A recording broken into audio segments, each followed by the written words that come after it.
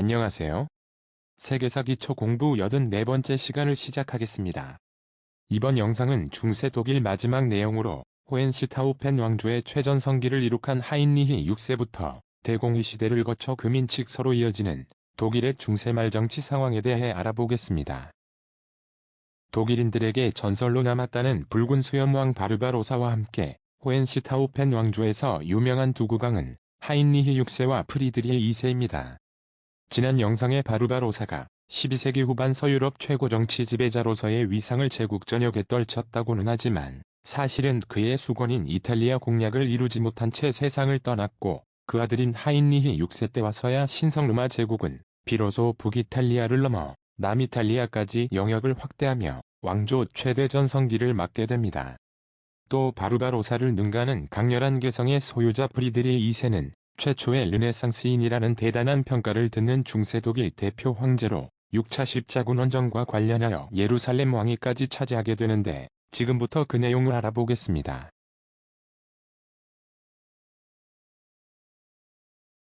1190년 3차 십자군 원정을 떠났던 바르바로사가 익사했다는 황당한 보고를 들었을 때 하인리히 6세는 이미 25살로 대외 원정에 바쁜 아버지 대신 일찍부터 독일 내정을 다스려 오고 있었지만 전설적 무공으로 유명한 바르바로사도 이루지 못했던 대단한 업적을 남길 수 있었던 것은 사실 아버지가 만들어준 정략개론이 출발점이 됩니다. 바르바로사 영상 등에서 알아본 것처럼 12세기 당시 이탈리아는 지역별로 전혀 다른 세력 판도를 보이고 있었는데 엄청난 경제력을 지닌 북이탈리아 지역은 신성로마 제국에 편입되어 있기는 하지만 제국 지배에서 벗어나려는 교황 측 구엘프파가 롬바르디아 동맹을 결성해 황제파와 끊임없이 대립하고 있었고 반면 교황 영향력이 압도적인 중부 이탈리아와 노르만계 시칠리아 왕국이 다스리는 남부 이탈리아로 나뉘어 각각 발전하고 있었습니다. 이탈리아 정복을 평생 꿈꿔왔지만 1176년 레냐노 전투에서 구엘프 측 롬바르디아 동맹의 패에 꿈이 좌절된 바르바로사는 중부 이탈리아를 장악하고 있던 구엘프파를 압박하기 위해 남쪽 시칠리아 왕국과의 남북 협공을 구상했고 그 일환으로 자신의 장남 하인리히와 시칠리아 왕녀 쿠스탄차와의 결혼을 추진하게 됩니다. 이 쿠스탄차 1세는 시칠리아 국왕 굴리에모 2세의 고모였습니다. 1184년 당시 하인리히 6세 나이는 19살, 쿠스탄차는 30살이었는데 공주라는 지위에도 불구하고 그녀가 30살이라는 늦은 나이까지 결혼을 못하고 있던 이유는 쿠스탄차가 결혼하면 시칠리아가 무너질 거라는 출처를 알 수 없는 예언으로 그녀는 수녀원에 유폐된 채 독신을 강요받고 있었습니다. 이런 상황 속에 바르바로사 사절단이 시칠리아에 도착해 그녀와의 정략 결혼을 제안하자 당시 발칸 지역 원정을 위해 동맹이 필요했던 시칠리아 국왕 굴리에모 2세가 이를 받아들였고 결국 유폐에서 풀려난 쿠스탄차는 독일로 이동해 10살 연하의 하인리히 6세와 결혼하게 됩니다. 큰 키와 건장한 체격의 바르바로사와 달리 작고 왜소한 체격이었다는 하인리히 6세는 통치자에게 필요한 로마법이나 교회법 라틴어 등도 잘 교육받았고 심지어 유네스코 기록 유산 코덱스 마네세의 시인으로 이름을 남길 정도로 뛰어난 시인이기도 했습니다. 쿠스탄차 1세는 남편에게 상당히 순종적이었다는데 결혼 기간이 꽤 지나도록 두 사람 사이에 자녀 소식은 없었지만 바르바로사만큼이나 강력한 황제권을 추구해왔던 하인리히 6세에게 시칠리아를 차지할 기회가 오게 됩니다. 1189년 후계자 없이 임종을 맡게 된 굴리에모 2세가 유일한 혈육 고모 쿠스탄차 1세를 국왕으로 지목하며 세상을 떠났고 하인리히 6세는 시칠리아 공동 통치자가 될 기회를 비로소 잡게 됩니다. 그러나 상황은 쉽게 풀리지 않았는데 당시 남부 이탈리아를 장악하고 있던 노르망계 시칠리아 귀족들은 서자 혈통 탕크레디를 시칠리아 국왕으로 추대하게 됩니다. 이 소식을 들은 하인리히 6세는 곧장 이탈리아로 진군해 문제를 해결하고 싶었지만 재기를 노리던 황실 라이벌 사자공을 견제하느라 1191년에야 이탈리아로 진군하게 됩니다. 하지만 남이탈리아 거점인 나폴리 저항이 만만찮게 길어지던 중에 다시 사자공 반란 소식이 들려왔고 전염병도 퍼지면서 황제가 독일로 귀환해야 할 상황이 벌어지게 됩니다. 그러자 그는 시칠리아 왕위 계승자로서의 권리를 유지하기 위해 황후 코스탄차를 살레르노에 머무르게 한 채 독일로 떠나게 되는데 제국군이 철수하자마자 돌변한 살레르노 시민들은 쿠스탄자 1세를 포로로 사로잡게 됩니다. 결국 아내를 구출하기 위해 하인리히 6세는 탕크레디의 시칠리아 왕위 계승을 인정하는 타협을 할 수밖에 없었고 그의 1차 시칠리아 원정도 실패로 돌아가게 됩니다. 하지만 난감했던 그에게 뜻밖의 반전 기회가 생겨나는데 그것은 1192년 3차 십자군 원정을 끝내고 잉글랜드로 귀국하던 사자왕 리처드를 인질로 잡게 됩니다. 석방 대가로 사자왕 모후 아퀴텐의 레오노르로부터 엄청난 몸값을 받게 된 하인리히 6세는 이를 시칠리아 원정 비용으로 충당할 수 있었고 사자공과의 평화협정도 체결하면서 원정 준비를 마치게 되는데 때마침 탕크레디 사망 소식까지 들려오게 됩니다.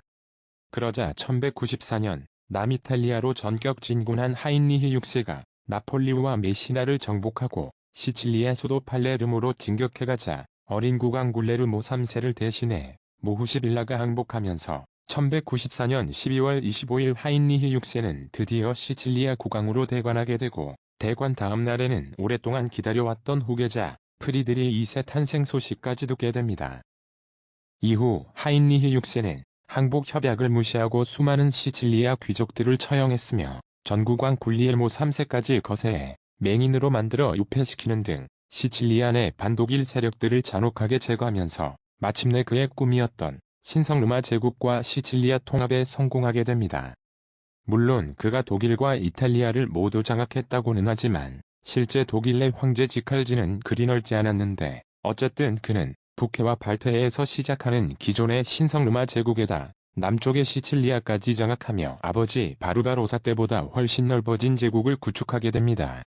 이후 하인리히 6세는 지중해를 통한 대외 팽창까지 시도하며 재정복 운동 영상에서 알아본 이베리아 반도와 북아프리카에 걸쳐 있던 무아히드 왕조, 즉 알모하드 왕조 등의 이슬람 세력들뿐 아니라 4차 십자군 원정 때에 무능한 비잔티움 황제 알렉시오스 3세에게까지 조공을 요구할 정도로 전성기를 맞이하게 됩니다.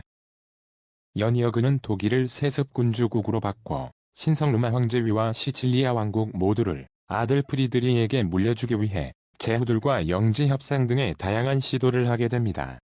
하지만 그의 원대한 꿈은 허무하게 무너지는데 바로 그의 때이른 죽음 때문이었습니다. 계속된 노력에도 불구하고 강력한 황제권이 생겨나는 것을 두려워한 제후들과 교황 의견제로 황제 세습은 결국 무위로 돌아갔고 게다가 독일뿐 아니라 남이탈리아 전역에서 반란이 퍼져나가자 급히 시칠리아로 돌아온 황제는 반란 주모자를 화형이나 못 박아 죽이는 등의 잔혹한 탄압을 했지만 반란은 끊이지 않았고 이런 상황 속에 1197년 하인리히 6세가 말라리아와 장염으로 갑자기 세상을 떠나게 되는데 당시 그의 나이는 겨우 32살이었고 막강한 황제의 죽음은 제국을 극심한 혼란으로 몰아가게 됩니다. 이 하인리 6세의 유일한 아들이자 바르바로사의 손자가 바로 프리드리히 2세로 그는 호헨시타우펜 왕조의 사실상 마지막 국왕입니다. 그는 신성로마 황제 중 보기 드물 정도의 강렬한 개성을 지닌 이색적 인물로 전설적 황제 바르바로사만큼이나 유명하면서도 역사가들의 평가는 상당히 엇갈리고 있는데 일단 그의 즉위 과정은 상당히 험난했습니다. 3살의 어린 후계자를 남기고 하인리 6세가 세상을 떠난 1197년부터 프리드리히 2세가 단독으로 권력을 장악한 1218년까지 약 20년간은 호헨시타우펜 핏줄이 아닌 벨프가 출신 황제도 등장하는 혼란기가 이어지게 됩니다. 하인리 6세의 갑작스런 죽음으로 제국의 근간이 흔들리자 시칠리아 왕국의 실제 계승자였지만 남편 생존 시에는 하인리 6세가 자신의 모국 시칠리아인들을 잔혹하게 제거하는 것을 지켜보면서도 통치에 전혀 관여하지 않았던 쿠스탄차 1세가 비로소 정치 일선에 나서게 됩니다. 참고로 프리드리히 2세를 출산할 당시 쿠스탄차 1세 나이는 40살이었는데 그녀의 늦은 출산을 믿지 않던 세간의 의혹을 불식시키기 위해 많은 여성들이 지켜보는 시장 한가운데 천막을 치고 아들에게 젖을 먹였다고도 합니다. 하인리 6세가 세상을 떠나기 전에 갓난아들을 미리 독일 공동국왕으로 지정해두었지만 3살의 프리드리히가 선출 황제직을 이어가기는 어렵다고 판단한 쿠스탄차 1세는 일단 아들을 세습제인 시칠리아 국왕으로 즉위시킨 후 다음 상황에 대한 준비를 하고 있었는데 이듬해인 1198년 본인마저 중병에 걸리게 됩니다. 결국 그녀는 교황인 노켐티우스 3세에게 아들의 후견인이 되어줄 것을 부탁하며 눈을 감았고 프리드리히 2세는 품없이 섭장의 간섭을 받는 힘든 시간을 보내며 시칠리아에서 성장하게 됩니다. 한편 하인리 6세가 사망하자 독일 제후들은 바르바로사의 막내 아들 슈바벤공 필리프를 호헨슈타우펜 왕조 4대 국왕으로 선출해 혼란을 막으려 했습니다. 하지만 혼란을 틈타 부가 출신의 사자공 아들 오토가 황실 반대 세력을 결집해 독일 국왕으로 즉위하는데 그가 바로 오토 4세입니다. 이후 호헨슈타우펜 왕가의 슈바벤공 필리프와 벨프가 출신 오토 4세 간 대립이 이어지지만 1208년 필리프가 암살되면서 결국 독일 제후들은 오토 4세를 단독 황제로 인정하게 됩니다. 이 오토 4세가 영국 실지 왕존 영상과 프랑스 필리프 2세 영상의 부빈 전투에서 알아본 바로 그 신성 로마 황제입니다. 영국과 프랑스를 중심으로 유럽 내 여러 세력들이 맞붙었던 유명한 부빈 전투를 기억하실 텐데 1214년 7월에 벌어진 이 전투를 계기로 오랜 기간 이어져 왔던 영국과 프랑스 양국 간의 영토 전쟁이 종결되고 승리한 카페 왕조 최강의 존엄왕 필리프 2세는 큰 골칫거리였던 플랜테제넷 왕조의 앙주 제국을 완전히 종식시키면서 프랑스 중앙 집권화에 큰 진전을 이루게 됩니다. 반면 전쟁에 패한 존왕은 실지왕이라는 오명과 함께 1215년 왕권을 제한하는 대원장 마그나카르타를 사명할 수밖에 없었다고 했는데 이때 실지왕존과 손잡은 신성 로마 황제가 바로 오토 4세입니다. 이러한 국제관계는 오토 4세와 교황과의 대립이 중요 배경이 되는데 당시 교황은 13세기 초 교황권의 전성기를 열었던 유명한 인노켄티우스 3세였습니다. 결국 구엘프 파수장인 교황이 같은 편인 벨프가 출신 오토 4세를 파문하고 기벨린 파프리드리 2세를 후원하는 뜻밖의 상황이 벌어지면서 모후쿠스탄차 사망 후 시칠리아에서 절치부심하고 있던 프리드리 2세에게 드디어 기회가 찾아오게 됩니다. 이미 부왕 하인리히 6세에 의해 국왕으로 등극했지만 사실상 교황과 제후들의 견제로 국왕으로 인정받지 못했던 호헨슈타우펜 황실의 정통 후계자가 부왕 사망 후 15년 만인 1212년 18살이 되어 자신의 유산을 돌려받기 위해 알프스를 넘어 조부와 아버지의 고향 독일로 귀환하게 됩니다. 그러자 그가 일반적인 독일 국왕과 다른 성향을 보이고 있음을 우려하면서도 대다수 독일 귀족들은 그의 편에 섰고 이후 프리드리히 2세는 교황의 지지를 바탕으로 선제후 회의에서 독일 국왕으로 선출되게 됩니다.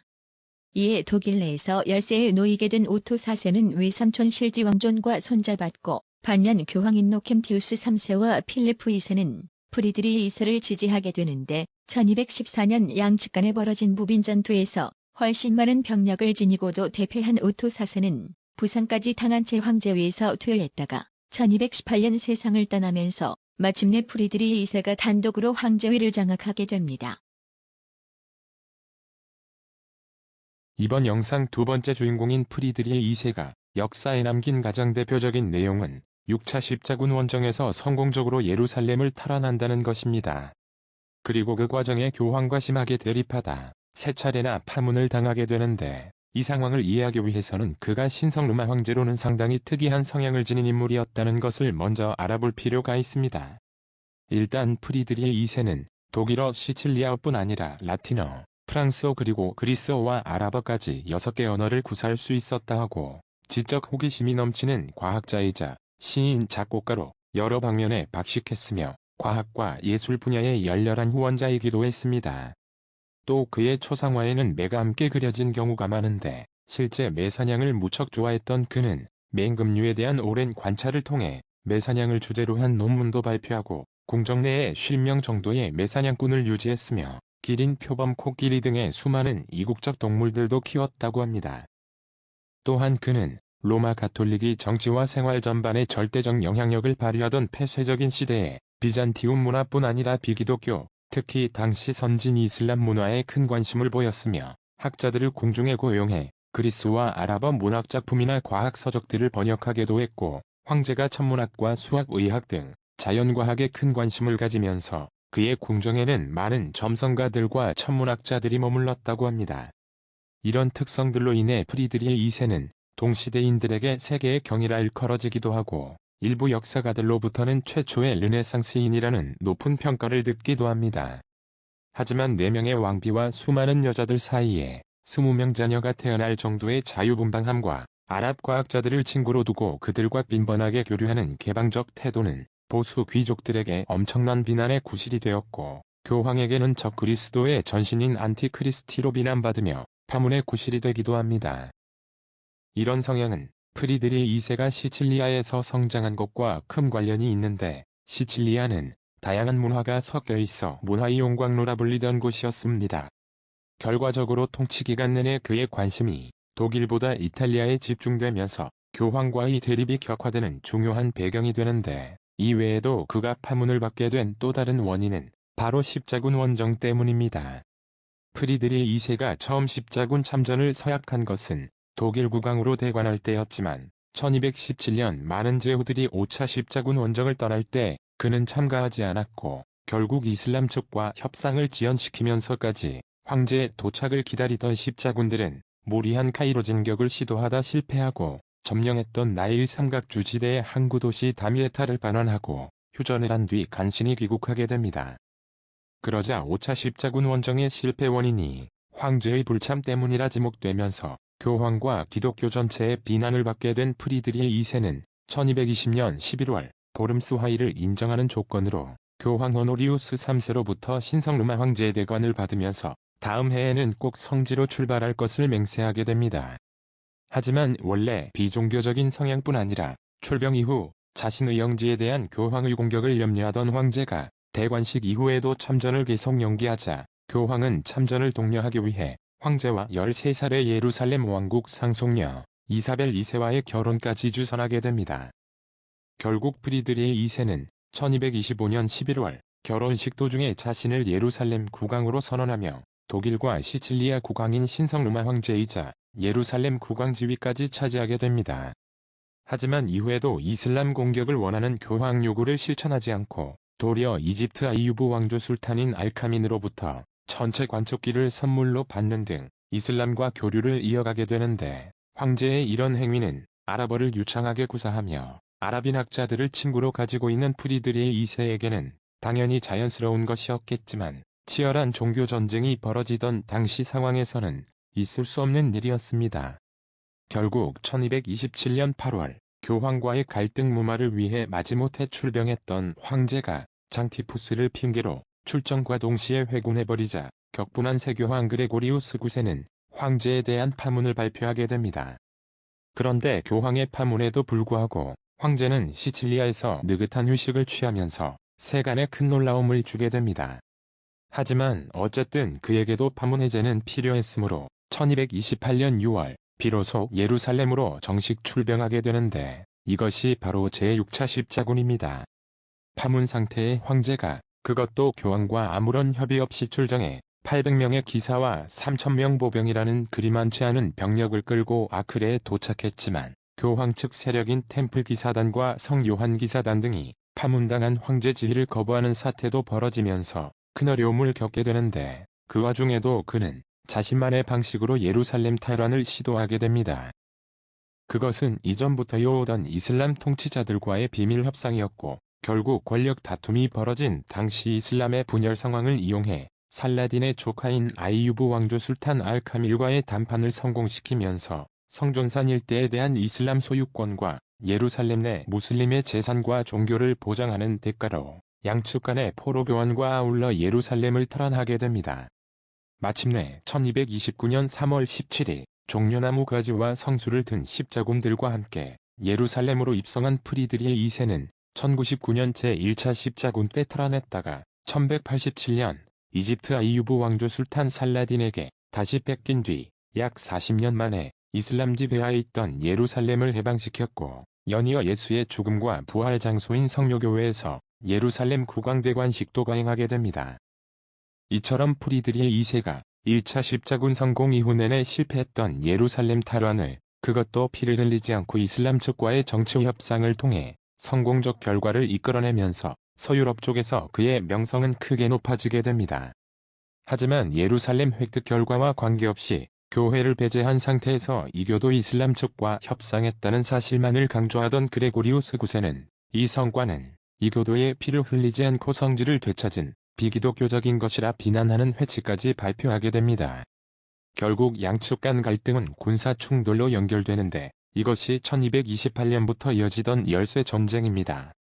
천국이 열쇠가 새겨진 교황청 문양에서 유래한 열쇠 전쟁은 중남부 이탈리아에서 일어난 기벨린파와 구엘프파 간 대립인데, 어머니의 땅이자 자신의 직할령 시칠리아에 대한 공격 소식을 들은 프리드리히 2세가 급히 귀국해 교황 측 구엘프 군대를 격파하게 됩니다. 이후 긴 협상 끝에 1230년 상게르마노 조약으로 열세 전쟁은 종결되었고 예루살렘 탈환 공로를 무시할 수 없게 된 교황도 황제에 대한 파문을 해제하게 됩니다. 이후 프리드리히 2세는 1231년 제후대를 위한 법령 등을 발표하면서 역사 속에 독일 영방 국가를 출발시킨 국왕으로도 기록되게 됩니다. 일단 영방 국가란 신성 로마 제국의 제후국, 즉 독일 지방 제후들이 통치권을 행사하는 국가를 말합니다. 프리드리히 2세가 장남 하인리히를 독일 국왕으로 공인받기 위해 제국 내 성속 영주들에게 특권을 부여하는 법령을 발표한 것이 바로 영방 국가 형성의 신호탄이 됩니다.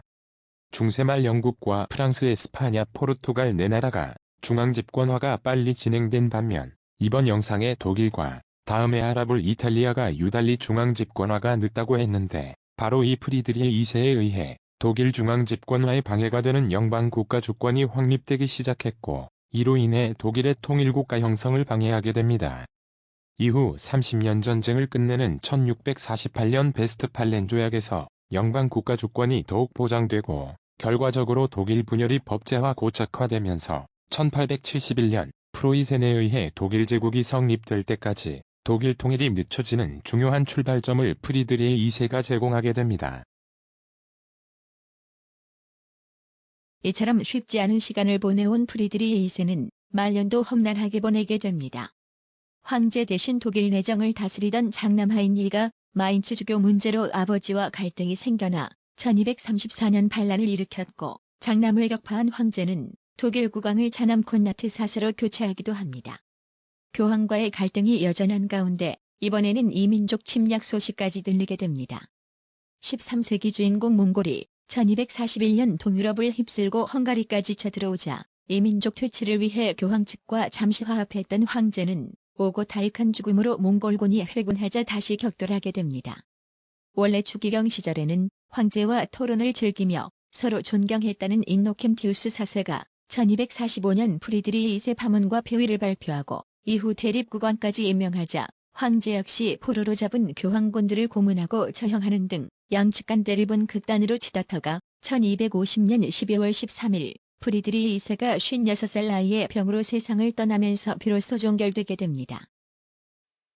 순수 아리아인의 피를 지닌 정통 독일인이라기보다 자유로운 영혼의 시칠리아인으로 살아가며 천재과학자이자 비범한 통치자로 세계의 경이, 세계의 불가사의라고까지 불리웠던 프리드리히 2세는 가장 위대한 중세 황제라 평가되기도 하고 동시에 교회 쪽에서의 폭군이라는 전혀 다른 엇갈린 평가를 받는 극적인 삶을 비로소 마감하고 자신이 자라난 시칠리아 팔레르모데 성당에 묻혔고 그의 후손들까지 후계자를 남기지 못하면서 1138년부터 시작된 호헨슈타우펜 왕조는 1254년에 단절되었고 신성 로마 제국은 대공위 시대로 들어서게 됩니다.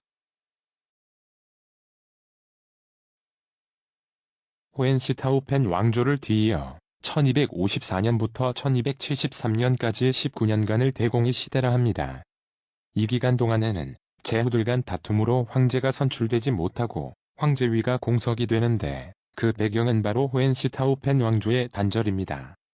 프리드리히 2세 처남인 콘라트 4세가 1254년 말라리아로 사망하고 그 아들인 콘라디는 선출 황제가 되기에는 너무 어린 2살에 불과했기에 결국 호헨시타우펜 왕조는 단절되었고 또 프리드리히 2세를 견제하기 위해 교황에 의해 임명되었던 대리방과 그 후임자마저 1256년에 세상을 떠나게 되자 독일 제후들은 기벨린파와 구엘프파로 나뉘어 자신들에게 유리한 국왕을 각각 선출하며 대립하게 됩니다. 기벨린파는 유명한 프랑스 성왕 루이 9세 지지를 받으며 제정복 영웅 페르난도 3세 아들인 카스티아 왕국 알폰소 10세를 추대했고 구엘프파는 프리드리히 2세 처남이자 막강했던 잉글랜드 헨리 3세 동생인 코널 리처드를 각각 옹립하게 됩니다. 그런데 외국 출신의 두 국왕은 본국 영지를 관리하느라 독일에 신경 쓰기가 어려웠고 이것은 강력한 국왕 존재를 원치 않던 독일 제후들이 바라던 바였습니다. 게다가 황제와 극심하게 대립해왔던 교황 입장에서도 두 명의 대립국왕들이 벌이는 각축전은 결코 나쁘지 않았으므로 이를 핑계로 두 사람 모두에게 황제위를 대관하지 않은 채 상대적 우위를 즐기고 있었습니다.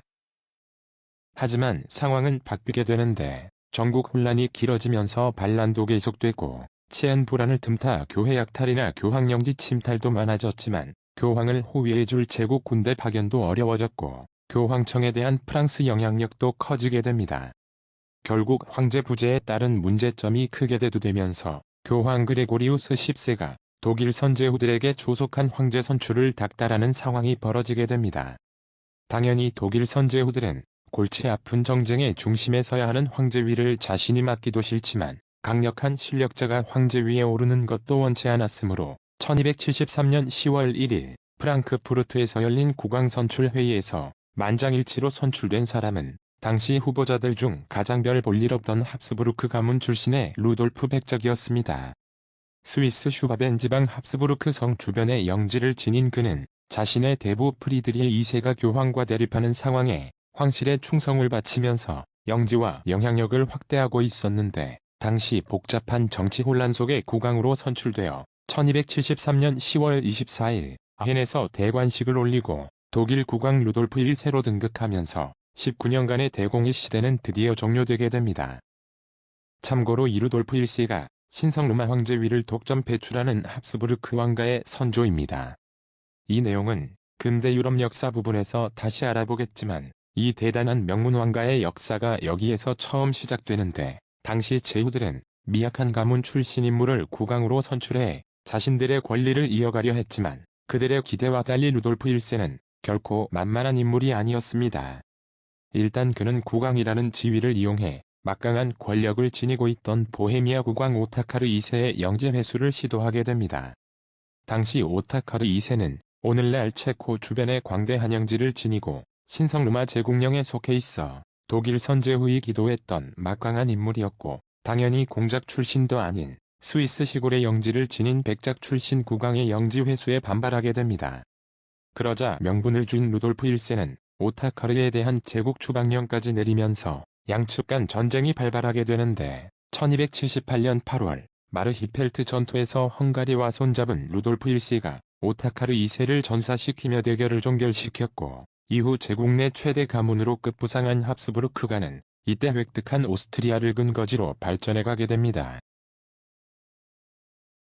루돌프 1세에 의해 황제가 없는 대공의 시대가 종결되었다고는 하지만 그는 황제 대관식도 하지 못했고 선제후들의 견제로 아들에게 제위를 세습시키지 못한 채 세상을 떠나게 됩니다.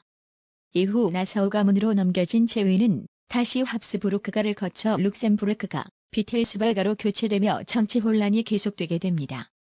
그러자 국왕 선거 절차와 선제후 관련 규정을 확정해야 할 필요성이 대두되면서 이런 배경 속에 발표된 것이 바로 1356년의 금인칙서, 일명 황금문서입니다.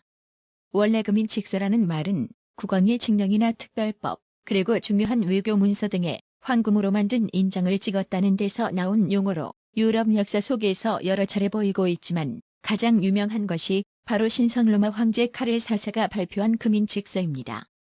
이 문서는 황제 선거와 관련된 규정을 칙령으로 명문화한 것으로 황제를 선출하는 제후는 마인츠와 켈른, 트리어의 3명 성직 선제후와 보헤미아 국왕 작센 공작 등 4명 제후로 구성된 7선제후로 국한한다는 것, 그리고 선거는 프랑크푸르트에서 다수결로 결정하며 대관식은 아헨에서 거행한다는 등이 규정되어 있습니다.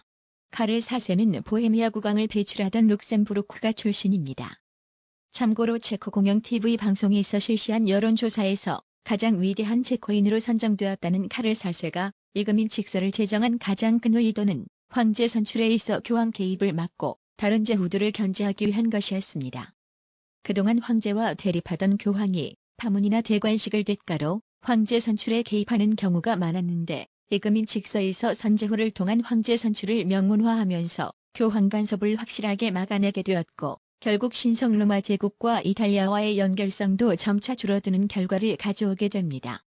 동시에 룩셈부르크가 출신 황제 카를 4세는 합스부르크가와 비텔스바흐 가문 등을 견제하고 선제후 범위에 대한 제후들 간 갈등을 해결해 독일의 정치적 혼란을 막고자 했지만 본인의 의도와 달리 결과적으로 특권을 보장받은 선제후들이 정치 실권을 장악하면서 황제는 명목적 존재에 불과하게 되고 300여 개 영방 국가들로 구성된 독일의 정치적 분열은 더욱 가속화되는 결과를 가져오게 됩니다. 중세말 독일에 대한 네 번째 영상은 여기까지입니다. 대단히 감사합니다.